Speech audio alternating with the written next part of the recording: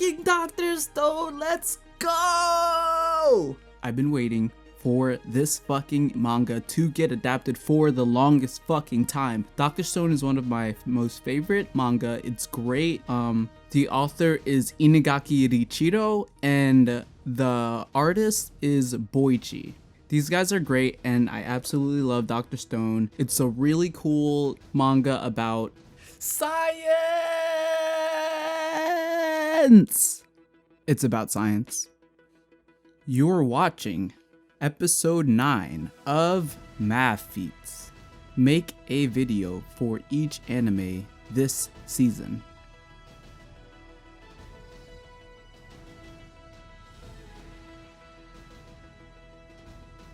Okay, so I just finished watching episode 1 of Dr. Stone, a new anime airing this season, and it's a show that I read the manga for and have been keeping up with weekly. Alright, so let's just jump right into it, guys. Let's go. Okay, so one thing that I thought while watching this show was that Senku was seeming like at the beginning when Taiju goes up to Senku and he basically he doesn't confess, but he talks about and he tells Senku that he's built up the nerves and that he's going to go and finally tell the girl that he likes how he feels about her. Her name is Yuzuriha. She becomes important later. Senku tells Taiju that he has a love potion and that if he drinks it, the person that you love will fall in love with you, right? And Taiju grabs it and he basically pours it all out and he says that he cannot afford any cheap tricks. So he is just that like into it or that determined to ask her and do it himself. That's when Taiju basically leaves and to go and confess to Yuzuriha, and Senku lights a match and he throws it into the poured out love potion, and he says that it was gasoline the whole time that he said was a love potion, and basically that just plays him off as he then says, I was 10 billion% sure that he wouldn't drink it, which is Senku's catchphrase basically, where he says, I'm 10 billion% this, or that's 10 billion% not likely, you know what I mean? Just like, that's just his thing. It's his quirk. And so he says that. It's actually kind of cool, but it's just a fucking verbal tick. Not really a tick, but And so that first scene kind of paints Senku off as like the cool intellectual type. And that's kind of how it seems like further on through this episode. And so it just seems interesting that they're like painting Senku more as an intellectual cool type. Like he's of course a genius, but like that he's more like the cool kind of guy. But like, I don't know. From reading the manga, I'd say that he was more of a goofy guy. A goofy intellectual, if you will. So what Dr. Stone is a manga that is about two people, or it's basically about, this is the story of mankind. This is the story of mankind's like rise back because one day a giant, huge catastrophic event happens where the world is befelled by like green, like the sky is covered with green like waves. It just, it's just an effect, and it turned everyone on Earth into stone, and it's basically petrified them. It's a petrification beam, and it has turned everyone on Earth into stone.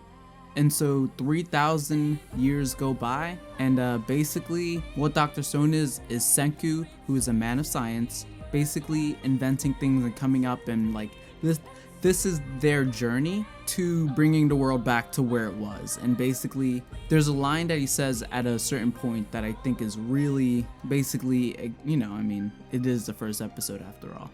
Okay, so this is what Senku says later on in the episode. It took humanity 2 million years to go from the Stone Age to modern age. We're going to sprint all the way back to the top. And so this show is about them inventing what they need and then using that to further on, on their journey. It gets really great later. I'm so interested to know how far ahead they're going to, or how far this anime is going to get to. Is this even a 12 episode, or is it like, it's probably 12. Oh, it doesn't say. Okay, it doesn't say how many episodes there are. It's possible it's 24 episodes. This was a great episode. But I really hope that they can really get to the prime kingdom of science that is just the first part that is just amazing about Dr. Stone, because I love this manga so much. So much, okay, dude? Another thing I wanted to say is that Yuzuriha's eyes are weirdly big, which is something. I don't know, dude. So what happens next is that Taiju goes to confess to Yuzuriha. That's when it happens, you start seeing the green waves. And it's really cool how they did this in the anime, because what it is, it's like a green wind effect, and it's like really cool, like atmospheric, like really cool shit to basically show the whole world being petrified. It's great. Taiju basically tells Yuzuriha to stand by the tree or to hug the tree, and he like basically spreads his arms out to like defend her from what he doesn't know it is, or whatever is about to happen, just because the whole entire sky is like, green all of a sudden, and like, I don't know. But when he goes to confess her, it's weird. Yuzuriha's eyes are weirdly big. Like, I think they're a bit too big. Like, I don't know. I mean, sometimes it looks fine. I think if you look at it too long is when you start noticing, but you're gonna notice now that I pointed it out. But her eyes are weirdly huge. So as Taiju is basically protecting Yuzuriha and is just like, everyone's turned to stone, including him and her, he's still just like in his brain thinking about Yuzuriha and how badly he wants to confess her. He's still thinking about how he needs to protect Yuzuriha, and so that he can confess to her, because he likes her so much and he has finally decided to do it, and he's not going to let this get in the way. And that's basically the first cut of the first episode, and I have to say that I am so fucking happy with what we've gotten. This opening of episode 1, I think they nailed it.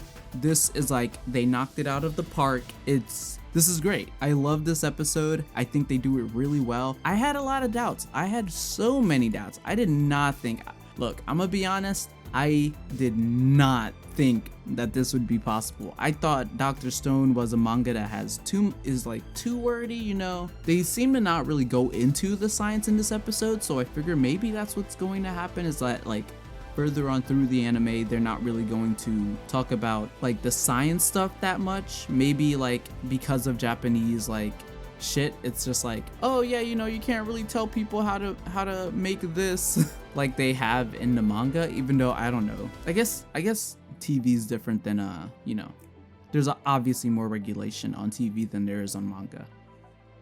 Son, nerf Yuzuriha's eyes though.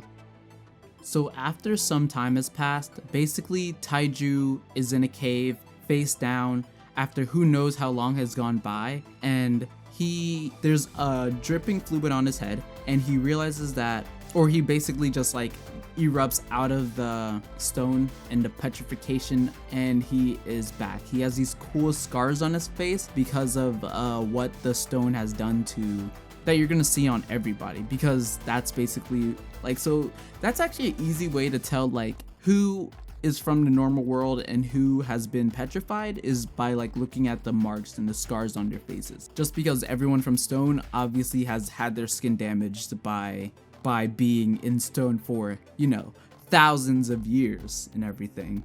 And so Taiju is back, and so he steps out and he looks around and he realizes he's in a cave and shit, and he realizes that he thinks a whole lot of years has gone by. He says a couple hundred or something, I don't know. And he just kind of starts going around. He drinks out of a river, which was really cool. The show looks amazing, by the way. I really enjoy how they've like painted the world, and especially since I'm just getting off of the last episode, Mao-sama, that show, Mao-sama is so bad. Mao-sama Ready Retry is so terrible, and I had to watch it so much because Premiere kept crashing 300 times and would not render. And so I've just have that show burned into my brain from just yesterday or earlier today, or just like the last 48 hours basically. And it feels so good to see an actual good show. A show that is so actually well produced, a show that makes me so fucking happy and makes me legitimately pumped about everything the show's going to go to. I'm definitely going to be on the fucking sidelines watching the show every single week. I love Dr. Stone so much. If you have not known about Dr. Stone, I'm so happy to have you on board. Stone Bros, let's go. That's right, Stone Bros. This train is not going to end forever, okay? Literally ever. Oh, which makes me think, okay, so the other thing that was going through my head whenever I was watching this episode was, please don't go to shit, please don't go to shit, please don't go to shit, please don't go to shit, please don't go to shit, please don't go to shit, please, please, please do not go to shit. I will end my life.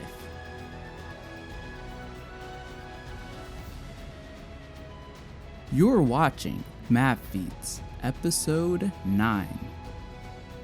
MAVFEATS forever. So the nature wood, okay, so there's like a really cool nature wood like instrument OST that's going on. It's really cool. I like the pots and pans kind of like cool drum like woodwind instruments and shit. I'm not a music guy, but I have to say the OST was great and I really did enjoy it. It sounds good. I think it fits the show really well. Son, I'm trying to jam. If I can, if it's possible, I'm putting Dr. Stone music on this. Probably not, but because it is audio, so don't expect it. But oh, the music was so great, especially during the OST. I mean, especially during the like time-lapse montages of like them training, or not training, but like, you know, putting shit together and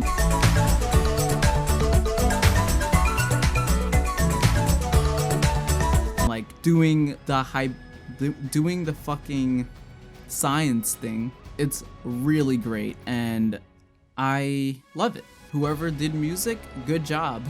So Taiju keeps walking around looking for people and just like realizing that, okay, well, shit, we're fucked, right? And he's just like, you know, trying to survive, and he makes his way to the tree that he told Yuzuriha to stand by and to hug.